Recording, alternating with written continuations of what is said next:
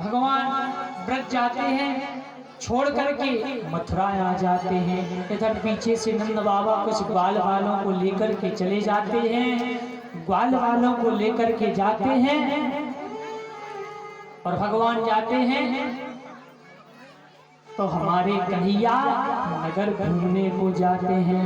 कन्हैया नगर घूमने को जाते हैं, पीछे से कुछ ब्रजवासी आ जाते हैं, ब्रजवासी आ जाते हैं तो सब कन्हैया की तरफ ही देखने लगते हैं। सारे मथुरावासी कन्हैया को निहारने लगे। कन्हैया की सूरत को देखकर सारे मथुरावासी कहते हैं जे सांवरो सलोनो तो बाको खूब नाम सुनो, पर आज देख लो जाकी सूरत वाकई में बड़ी नीक लागी।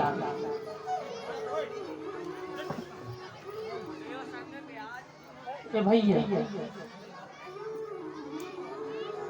तो जैसे ही सारे मथुरावासी देखने लगते हैं तो ब्रजवासी कहने लगे कन्हैया जी बता थारी मथुरा में कौन रिश्तेदारी बाबा, जितने भी हैं सब तो को देख रहे हैं। बोले दरअसल मैं तुमको बताना भूल गई हूँ, मथुरा में हमारे सगे कंस मामा हैं, बाकी कारण ही सब मुँह देख रहे हो। अब ब्रजवासियों ने कहा दारी के कन्हैया तू सगी मामा के घर वाला आयो और मुँह को बताए तक ना हो कि मामा के घर जा रहे हो, नेक अच्छे से वस्त्र पहन लेते हमें। पर भगवान बोले तो क्या है गई, अबे व्यवस्था हो जाएगी कछु। बोले देख हम ऐसे कपड़ों में आ गए तेरे साथ, कुछ ऐसा करके अच्छे से कपड़े मिल जाएं। तो कंस का धोबी चला रहा था, सामने से कपड़े धोने को चला रहा था। तो इधर भगवान ने देखा तो बोले मामा जी राम राम। वो धोबी बोला जी राम राम, तो कौन रिश्ते से कर रहे हमें? बोले कंस हमारे मामा लागे तो तुम सब भी मामा लागो। देखो मामा जी हमारे साथ जो नन्हे नन्हे छोरा है ब्रजवासी वस्त्र नाय पहन आए और तुम वस्त्र लेके जा रहे, कछु नेक से वस्त्र निकाल के दे दो ताकि बढ़िया वस्त्र पहन ले हम सब ब्रजवासी। पीछे और नामार चल रही है तो भैया भाव कछु है ही नहीं, चाहे भगवान जहाँ जाए ब्याह होए। हाँ तुम्हारे तक की कथा 5-5 घंटा भाई, कभी तुम्हें 3 घंटा से ज्यादा व्यास जी बोलत नहीं है, नहीं तो कहूँगी 5 घंटा बोले हम तो उन्होंने के लिए 2 बजे बैठ जाते हो 7:30 बज जा, 5.5 घंटा में हो जाता। अब 6 बजे वाली नहीं तो 2 बजे से 2 से 3, 4, 5 बाहर के होते हो बंद करके शाबाश। अब नहीं होती 3 घंटा कथा होती, सबने सुनी होगी टीवियों में आती 3 घंटा आती, पर 5-5 घंटा भाई तुम्हारे गांव में 5.5, तो फिर भी नहीं तुम सुधरे।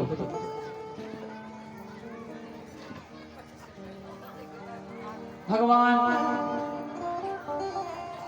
धोबी जब वस्त्र मना कर देता है देने से तो एक थप्पड़ मारते हैं धोबी का, गोविंदाय नमो नमः कर देते हैं। धोबी मारा जाता है, सारे ब्रजवासी वस्त्र पहन लेते हैं। अब कन्हैया से कहते हैं ब्रजवासी कन्हैया वस्त्र तो पहन लिए वो तो ठीक है, पर जे राजा कंस के वस्त्र इतने लंबे चौड़े के देखे, वस्त्र आधे से ज्यादा तो नीचे पीछे से लग रहा है जैसे झाड़ू लगाते चले आ रहे हैं। तो बोले अब क्या किया जाए, कुछ आगे बढ़े तो एक दर्जी दिखाई दिया और दर्जी पहचान गया था कि भगवान ने धोबी को मार दिया, से पहली शरण में चले जाओ। और दर्जी गया, कहते हैं सरकार आपकी आज्ञा हो तो सारे ब्रजवासियों के बस ठीक कर दे, ना देखो तो कौन सा फैशन चलाए रहे, पीछे ऐसे लग रहे बस पहले जैसे झाड़ू से लगा तो चले आ रहे सब। तो दर्जी सबके नाप लेता है और सबके वस्त्रों को उनके सारे ब्रजवासियों को पहना देता है। ब्रजवासी बोले कन्हैया ई दर्जी को कछु दे। भगवान बोले फूल और फलो और भगवान ही को सी बात लगो, दर्जी यानी टेलर 10 रुपया की गिट्टक और 500 रुपया सिलाई, अब तो 1000 लगा।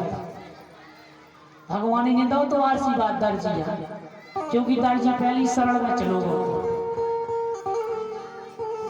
आगे जैसे ही जाते हैं तो ब्रजवासी कहते हैं कन्हैया और तो ठीक बा। तब तक ब्रजवासी के गले में माला ना पड़ी हो, तब तक ब्रजवासी ठीक ना लागे तो भगवान सुदामा माली के घर जाते हैं और सारे ब्रजवासी माला पहन लेते हैं। आगे ब्रजवासी कहते हैं कन्हैया जी बता और तो ठीक है। तब तक ब्रजवासियों को थापक छुआ चंदन ना लगाओ, तब तक ठीक ना लागे। और तो सब व्यवस्था हो गई पर अभी चंदन की व्यवस्था ना है भाई। तो बोले क्या किया जाए। सामने से कुब्जा चली आ रही थी तो भगवान कहते हैं ए सुंदरी अम्मा। और जैसे उसने सुना कि सुंदरी हमें, वो तो वैसी तीन जगह से टेढ़ी। और जैसे ही भगवान ने उसको सुंदरी कहा तो वो तुरंत ठाकुर जी के पास आई।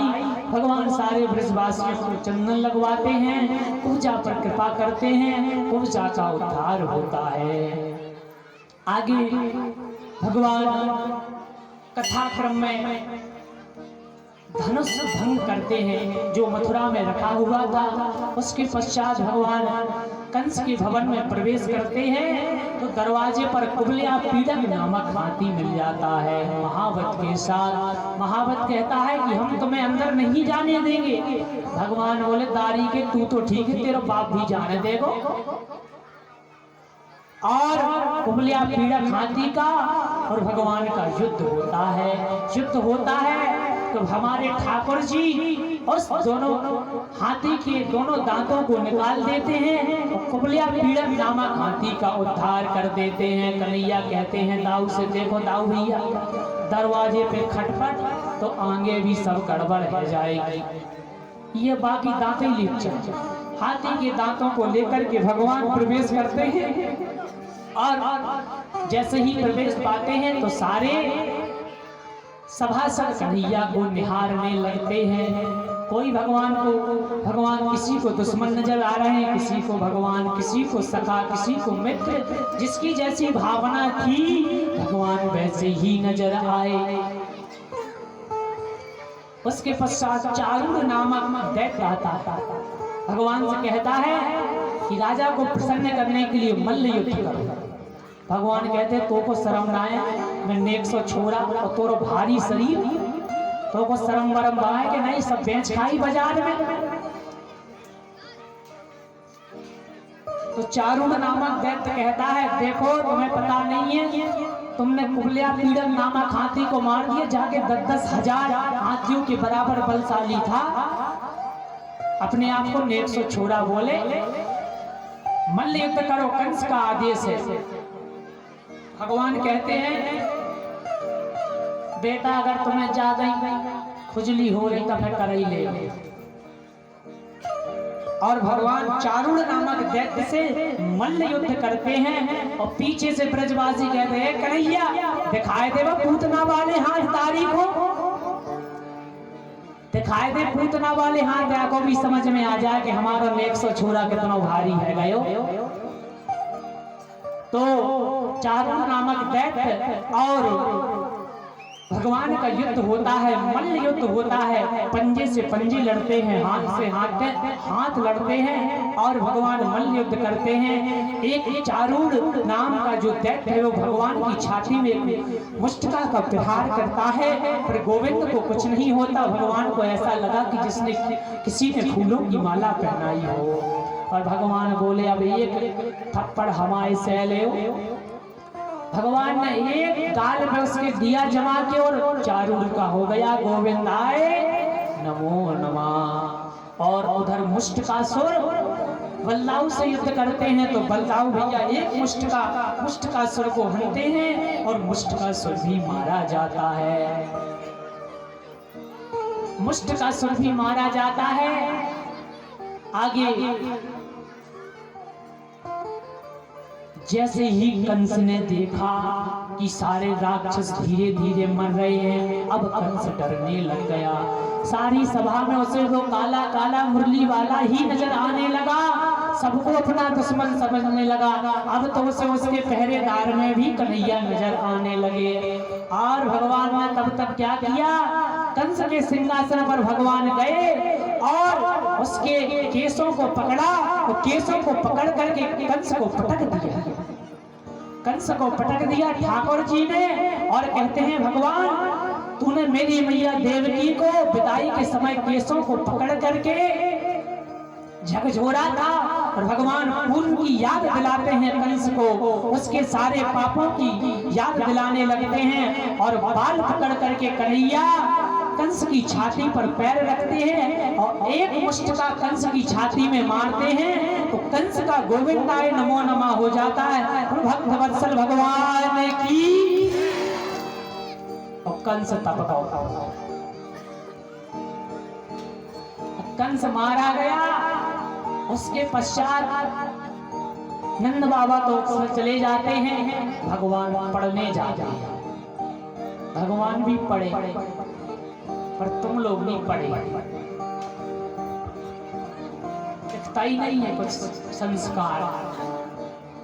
भगवान सांदीपनी आश्रम उज्जैन में है, वहां पढ़ने आते हैं। भगवान पढ़ने आते हैं, विद्या अर्जन करते हैं। उसके पश्चात ठाकुर जी पुनः मथुरा आते हैं और 14 वर्ष तक मथुरा में रहते हैं। एक दिन कन्हैया को ब्रज की खूब याद आती है, और तुम लोगों के सामने तो गोपी उद्धव संवाद को बोलना ही नहीं चाहिए। जैसे तुम लोगों के भाव नजर आते हैं ना, हमें बोलने लायक ही नहीं है। बोलो राधे राधे। हाउ जाबी बस सुवजा। उद्धव जी जाते हैं, सारे ब्रजवासियों को समझाते हैं। उद्धव जी ज्ञानी हैं पर ब्रजवासी प्रेमी हैं, और ब्रज के प्रेम के सामने उद्धव जी हार मान लेते हैं, और गोपियों के प्रेम में खुद उद्धव जी रंग जाते हैं।